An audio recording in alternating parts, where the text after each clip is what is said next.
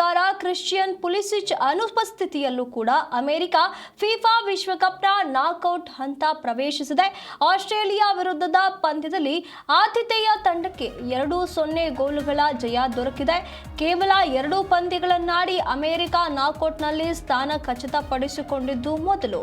ಇದೇ ಪಂದ್ಯದ 11ನೇ ನಿಮಿಷದಲ್ಲೇ ಆಸ್ಟ್ರೇಲಿಯಾದ ಕ್ಯಾಮರೂನ್ ಬರ್ಗೆಸ್ ಸ್ವಂತ ಗೋಲು ಬಾರಿಸಿ ಅಮೆರಿಕಕ್ಕೆ ಆರಂಭಿಕ ಮುನ್ನಡೆ ಬಿಟ್ಟುಕೊಟ್ಟರು. 43ನೇ ನಿಮಿಷದಲ್ಲಿ ಅಲೆಕ್ಸ್ ಪ್ರಿಮನ್ ಬಾರಿಸಿದಂತಹ ಗೋಲು ಅಮೆರಿಕಕ್ಕೆ 2-0 ಮುನ್ನಡೆಯನ್ನ ಒದಗಿಸಿತು. ದ್ವಿತೀಯಾರ್ಧದಲ್ಲೂ ಮುನ್ನಡೆ ಕಾಯ್ದುಕೊಂಡ ಅಮೆರಿಕ ಪಂದ್ಯ ಜಯಿಸಿ ಅಂತಿಮ 32ನ ಸುತ್ತನ್ನ ಈಗ ಪಡೆದಿರುವಂಥದ್ದು. ಫಿಫಾ ವಿಶ್ವಕಪ್ನ ನಾಕ್ಔಟ್ ಹಂತವನ್ನ ಈಗ ಅಮೆರಿಕ ಪ್ರವೇಶಿಸಿರುವಂಥದ್ದು. ಆಸ್ಟ್ರೇಲಿಯಾ ವಿರುದ್ಧ ಪಂದ್ಯದಲ್ಲಿ 2-0 ಗೋಲಿನ ಜಯವನ್ನ ಅಮೆರಿಕ ಪಡೆದುಕೊಂಡಿದೆ.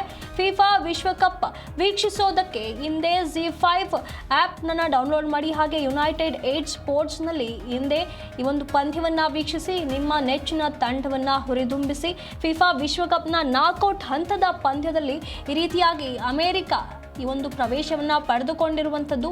ಆಸ್ಟ್ರೇಲಿಯಾ ವಿರುದ್ಧ ಪಂದ್ಯದಲ್ಲಿ 2-0 ಗೋಲಿನ ಜಯವನ್ನ ಅಮೆರಿಕ ಪಡೆದುಕೊಂಡಿರುವಂಥದ್ದು.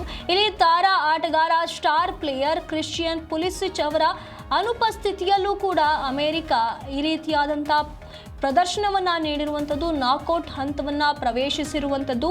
ಆಸ್ಟ್ರೇಲಿಯಾ ವಿರುದ್ಧ ನಡೆದಂಥ ಈ ಒಂದು ಪಂದ್ಯದಲ್ಲಿ ಅತ್ಯುತ್ತಮವಾಗಿ ಪ್ರದರ್ಶನವನ್ನ ನೀಡಿರುವಂಥ ಅಮೆರಿಕ ಇಂಥದ್ದೊಂದು ಜಯವನ್ನ ಗಳಿಸಿರುವಂಥದ್ದು.